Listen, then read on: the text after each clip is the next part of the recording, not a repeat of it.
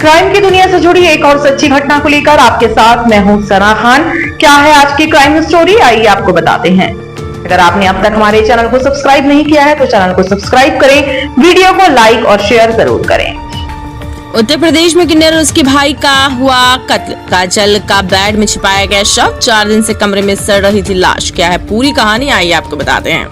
जी हां, उत्तर प्रदेश के कानपुर जिले में डबल मर्डर हुआ। कानपुर में हनुमंत विहार थाना इलाके में किन्नर काजल और गोद लिए 12 साल के भाई देव की लूट के बाद उनकी जिंदगी को खत्म करने का ये मामला सामने आया। दोनों के शव शनिवार देर रात बंद कमरे में मिलने से सनसनी फैल गई। पुलिस ने ताला खुलवाया तो किन्नर का शव बेड के अंदर मिला, जबकि भाई का शव बाहर पड़ा मिला। पुलिस को आशंका है कि दोनों को 4-5 दिन पहले इस तरीके से मौत के घाट उतारा गया। कमरे में अलमारियां खुली हैं और सामान बिखरा मिला। मैनपुरी के किशनी इलाके में रहने वाली किन्नर काजल और गोद लिए भाई देव योगेंद्र विहार में पूर्व सैनिक अभिमन्यु सिंह के मकान में किराए पर रहते थे। दोनों 1 महीने पहले ही आए थे। मकान के दूसरे कमरे में देविका किन्नर रहती थी। पिछले 4 दिनों से काजल अपनी मां गुड्डी का फोन नहीं उठा रही थी। इस पर गुड्डी शनिवार शाम करीब 7 बजे उसके घर आई। दरवाजे पर ताला लटका था। उसने अपने बेटे देव को ये बात बताने के लिए कॉल की तो उसका मोबाइल की घंटी कमरे के अंदर बजने लगी। उन्हें कुछ शक हुआ। मकान के केयरटेकर पप्पू को बुलाया गया। हनुमंत विहार थाने की पुलिस भी मौके पर पहुंच गई। पुलिस ने दरवाजा जैसे खोला तो बदबू फैल गई। अंदर जाकर देखा तो देव का शव बेड के किनारे और काजल का शव बेड के अंदर था। फॉरेंसिक टीम ने घटनास्थल से सबूत जुटाए। कमरे में सामान अस्त व्यस्त और अलमारियां खुली पड़ी थी।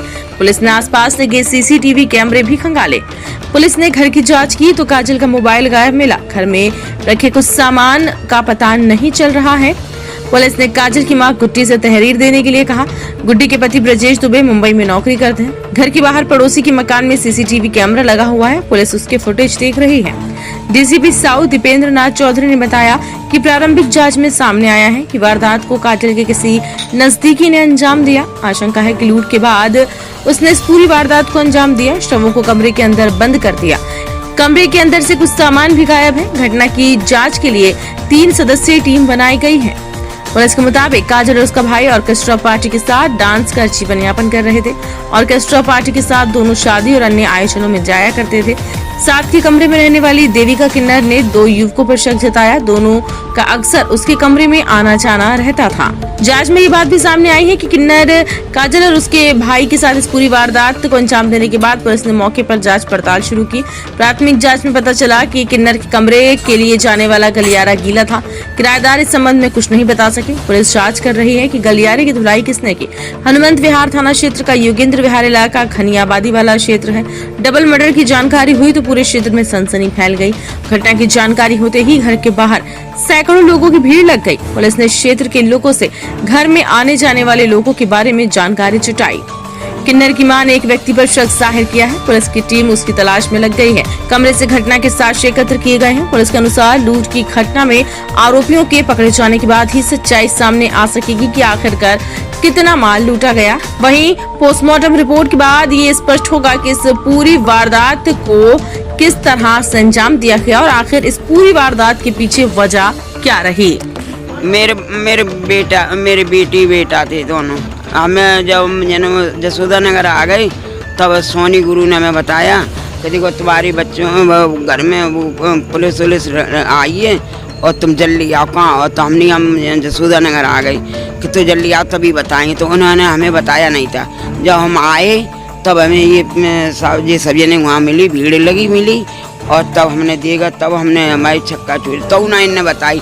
जब इन्हें सील करी और जब कहीं को बदबू बामत नहीं करी तब हमें पता चली कि हमारी बच्चा मर गए। दोनों मार डारे हमारे दोनों। हमें उनके लिए खाना लाए बनाए के हमने 2 दिन तक खाना ना खाओ। हमारे बच्चे ने के संग खाना खाए भी गिर लाए नहीं। वो शुरू से लड़का था लेकिन शादी लायक नहीं था, वैसा था। हारमोनियम वो होते वो नहीं थे उसमें लड़कों के। हाँ वो लड़की है तभी वो लड़की बन गई। हाँ तभी डांस करने लगी थी। किन्नर नहीं थी शुरू से। अब तो वो मरी गई, अब क्या हम छिपाएं। वो हमारा भतीजा था। नेक्स्ट से 8 महीना का लेके आए थे हम। हाँ उसका पहले एक भैया मर गया था तो हमारे भैया ने कही कि बेटिया तुम जाए ले जाओ दीदी देखो जब पाल दे।